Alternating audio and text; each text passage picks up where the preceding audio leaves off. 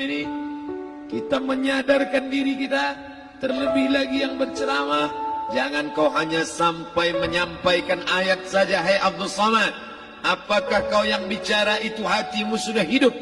Senantiasa merasakan diri, aku orang paling hina, aku orang paling kotor, ditempelkan kening ke lantai di tempat yang diinjak tapak kaki, mengatakan bahwa aku bukan siapa-siapa.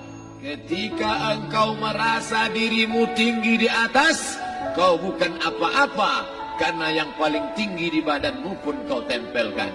Tapi saat kau jatuh, rendah, down, stres, kau jangan merasa rendah, karena kau tegak berdiri di hadapan Allah. Kau angkat dua tangan, Allah Akbar. Di dalam diri ini disebut dia dengan qalb. Kenapa disebut qalb? Orang Arab menyebut qalb qallaba, karena sifatnya berbolak-balik. Pada saat selesai salat, astagfirullahalazim, tidak ada yang paling bersih, dia bersih. Tapi pada saat petang sore hari, yusbihu mu'minan, paginya putih, bersih, tak bernoda.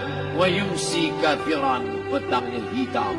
Makanya dari pagi dibersihkan. Solat subuh bersih, solat zuhur bersih, condong matahari solat asar bersih, tenggelam matahari solat maghrib bersih, sempurna gelap malam solat isya bersih, tengah malam bangun tahajud munajat di tengah malam orang tertidur.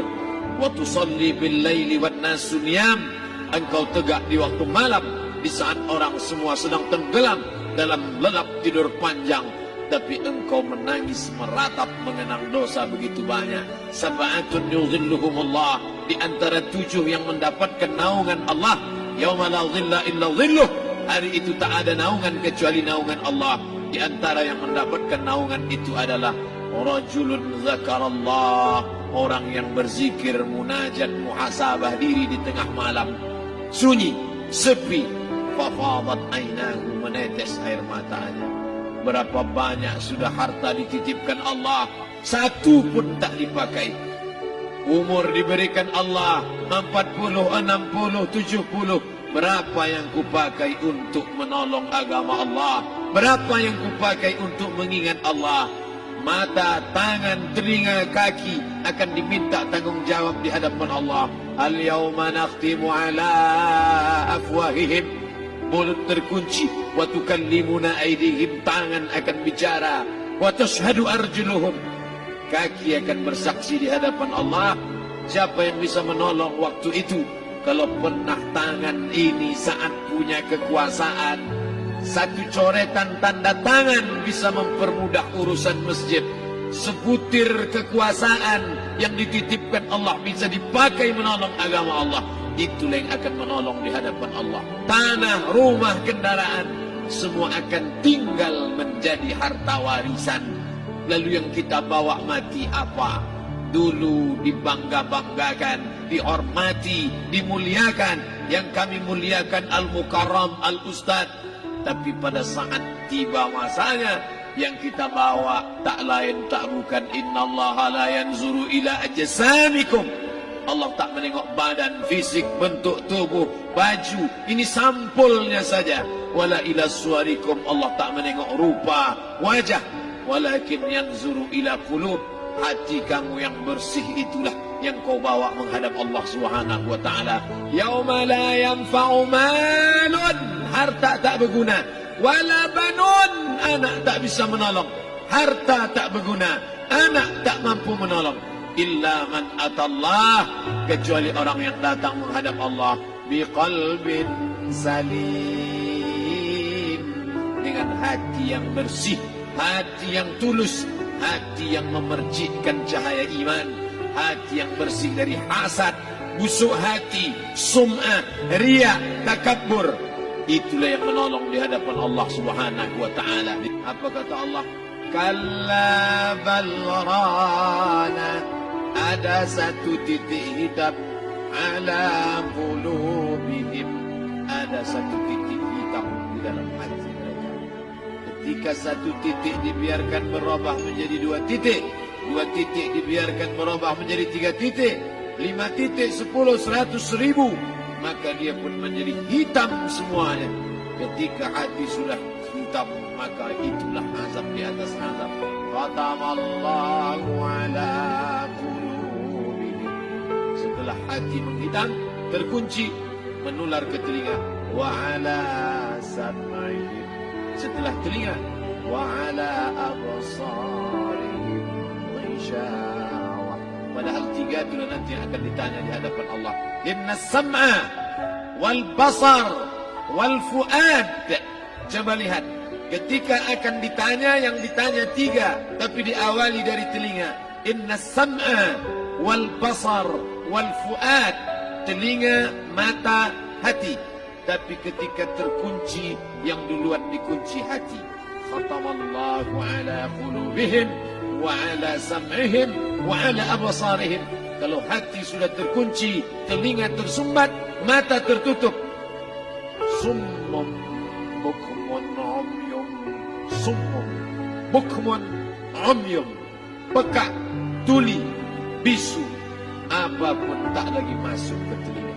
Begitu besok pagi pintu kamar tak bisa diketuk, istri bolak-balik membangunkan tak terjaga, dipegang pipi sudah sejuk macam es batu, tanda jantung tak lagi berdetak.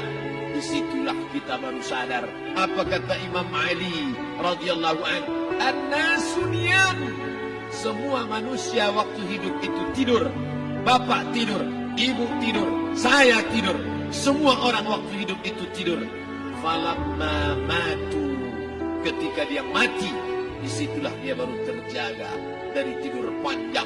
Saat Israel mencabut nyawa, ditarikkan di dalam satu centapan yang kuat, disitulah kita baru terjaga dari tidur panjang.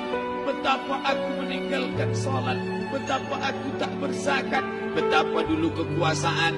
Aku lulus umur 30, pensiun 58, 28 tahun, apapun tak pernah kubuat untuk agama.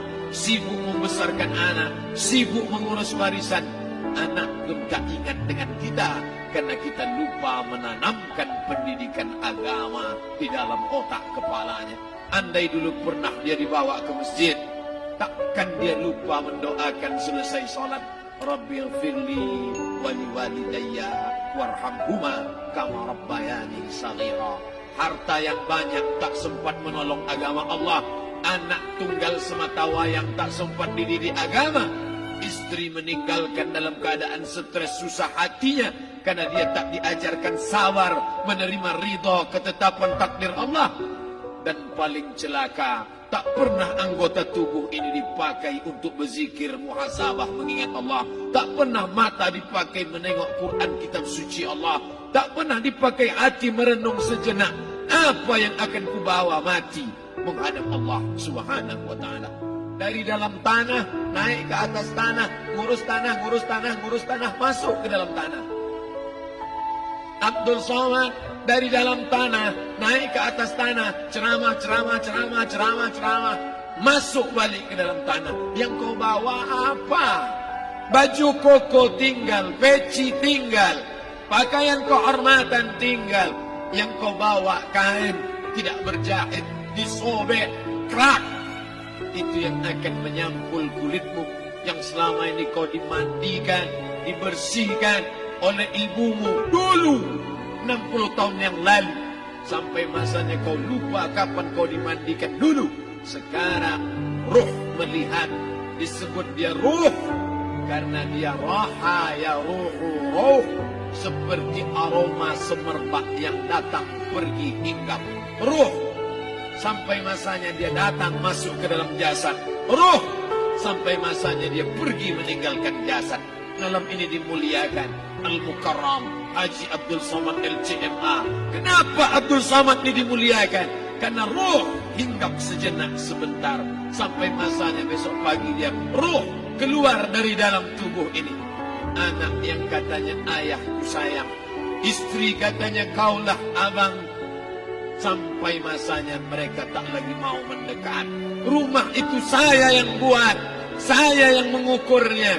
Tapi begitu ruh sudah keluar dari badan, tidak satu pun semeter, sesenti, sejengkal, sehasta ada tempat di rumah itu untuk jenazah